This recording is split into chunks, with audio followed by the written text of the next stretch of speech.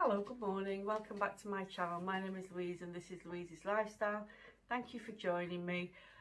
Today we're looking at betel leaf propagation update and selling betel leaf plants. If you're new here, please hit the subscribe button. Have a scroll through my videos. I've got a separate playlist for betel leaf if you're interested in that. Now, about 4 weeks ago, I started off a betel leaf propagation. I did a 2-leaf cutting and I put that into water. Left it in water for probably almost not 2 weeks, maybe 10 days, and then transferred it into perlite, and after a period of time in perlite, transferred it into compost, 50% compost and 50% perlite. And it's been there for about a week or so. I'll just show you the plants here. So this is the cutting, nice and healthy. And I'm just going to show you the roots. So I'll just gently lift it out of the pot, shake off some of that soil and perlite. And there you can see some nice healthy white roots there. That's a very good sign that it's doing very well. I'm waiting for it to put out a new leaf, so I think that will happen very soon. So pop that back in its soil. Just leave that to one side there. I've got 2 more that I started off a bit earlier than that. So I've got this one here and I've got this one here. I've got a little bit of a tear in the leaf. I think that's happened when it was unfurling. Sometimes the leaf gets caught and you know, you get this sort of like split in the leaf there. But there's nothing wrong with it. It's perfectly healthy. It's not yellowing. It's nice healthy green. The new leaves that come out, these are the light green colour, and then after a while they turn dark green. So that particular plant there has already been, well, it's reserved. Somebody's asked if they could buy this, so just waiting for confirmation. But this one is actually spoken for, so I'll show you that one anyway. It's got a little tiny new leaf there, and then this little point here, that's another leaf starting. So all three of these plants,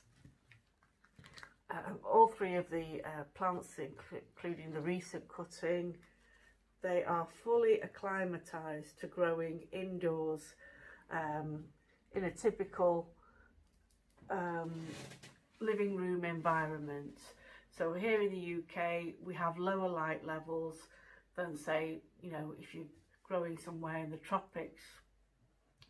So today it's pretty grey and miserable, but there is plenty of light coming through, and the key is getting your plants acclimatized to growing indoors. If you buy a plant, say from abroad, that's grown in a really hot environment, nice and sunny, very humid, and you buy this plant and you bring it into the UK and you pop it on your windowsill, it's not going to do very well because it's not had time to acclimatise. You've got to ease the plant in, give it some extra warmth, give it some extra light. Otherwise the plant can go into shock. It might just stop growing.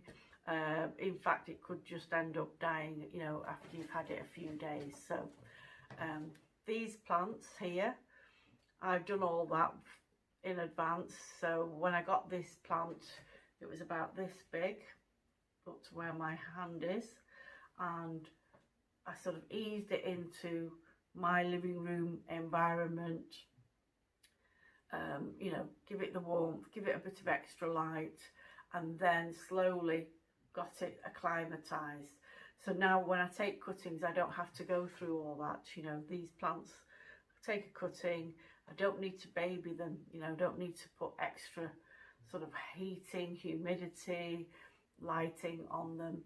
They will just grow, and this is the proof of it here. So it's now grown I'll bring that a bit closer. You can see it's doing very well. It's got lots of new, so it started off as a single stem, and it's producing extra stems.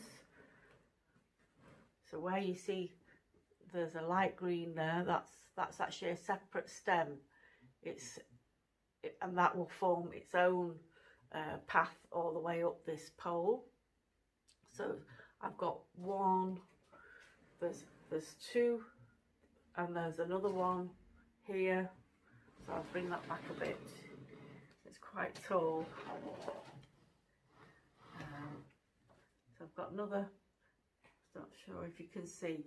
So this is the main, this is the leader stem, and what you can see at the sides coming off, they're separate stem, well not separate, growing off the main stem, but they will in fact form their own sort of path all the way up there. And then I've got this one here, and a bit further down there's another one here.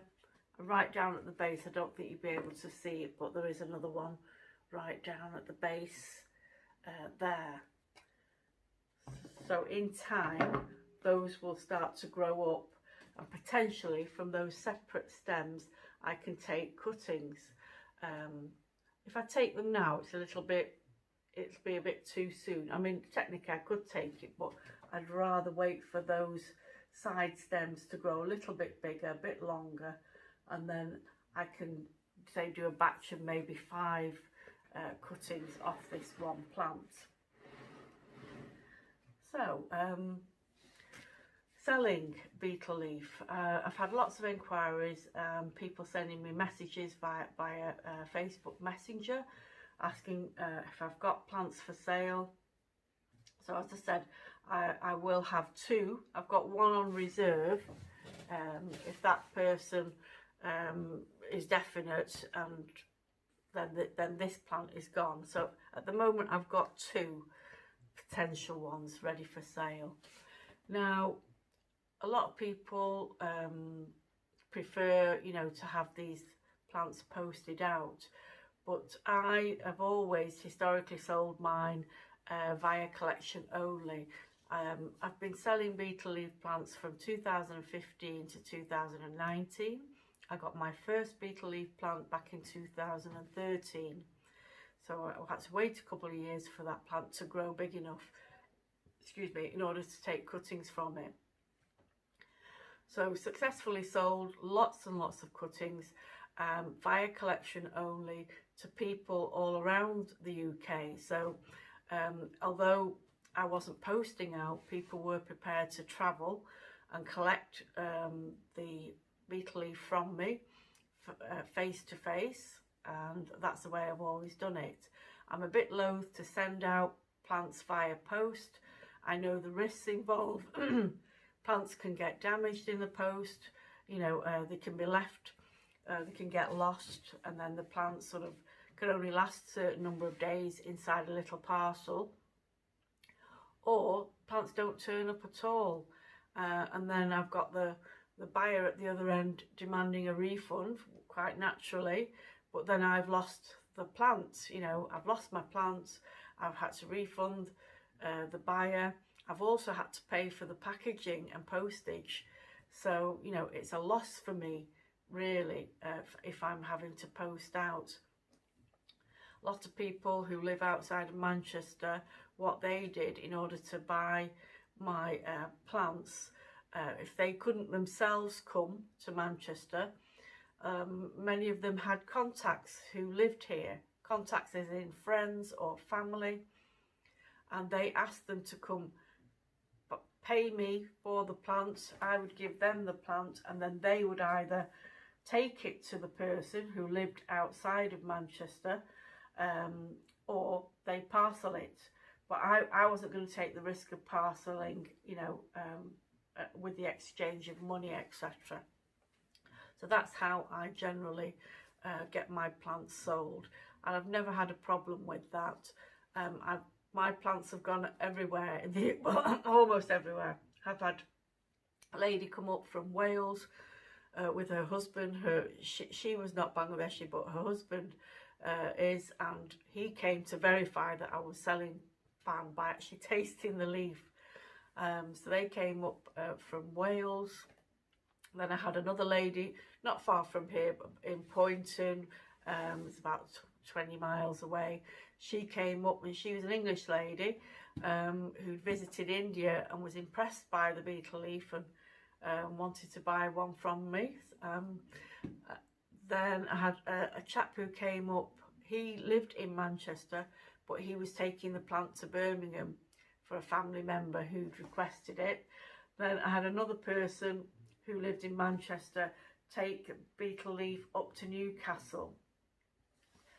And I did have one family who I was talking to on Facebook, because I used to advertise my plants on Facebook. I wasn't on YouTube, and I just advertised on Facebook, and people would see, oh, plant for sale, betel leaf, and then they'd contact me. And this particular lady, she loved growing tropical plants, lives in London, and she and her husband were attending a wedding in Manchester. So they arranged that on the day of the wedding, after they'd attended there, they would come by, pick up the plants, and yeah, so there were ways and means round it. So that's how I'll be selling my plants. There is another reason. If you are selling plants online in the UK, there were some new rules that were brought in December 2019, and it's to do with having plant passports. So if you're selling plants online or through a website and you are posting these plants out, you should be registered. I think it's with APHA or DEFRA. I'm not sure which one of them you have to be registered with, and this is in order for them to inspect your plants where you're growing them, to make sure your plants are disease free, not carrying any kind of virus.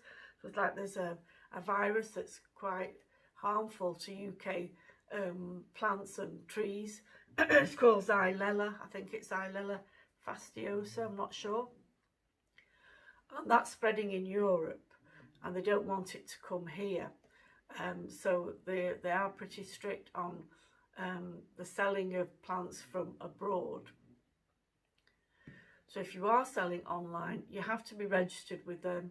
You have to pay those fees for inspection, etc. And also, in order to get the plant passport, your plants, when you send them out, should have a little plant passport. And you can only get that plant passport by registering with the government agency. However, there is a loophole around that.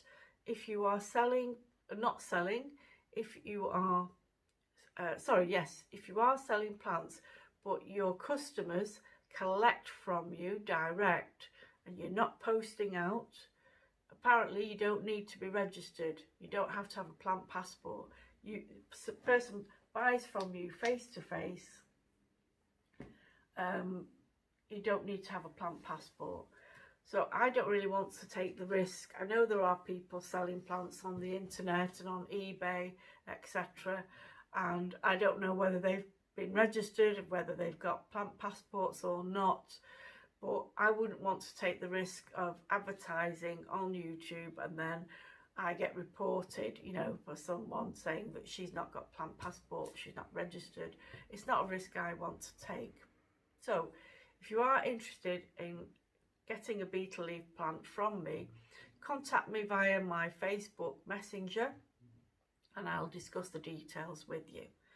So that's it really. If you've got any questions about the maintenance of betel leaf, if you want to know how to care for them, I will be giving people instructions when they buy their plants from me and receive it. The lady that won the betel leaf plants in the competition that I ran is Anju Manara. I did send her betel leaf plant out with some written instructions. I don't know if she saw that. Please read the instructions that I will enclose with your betel leaf plant if you get one from me. So thank you for watching. So take care everyone. See you later. Bye bye.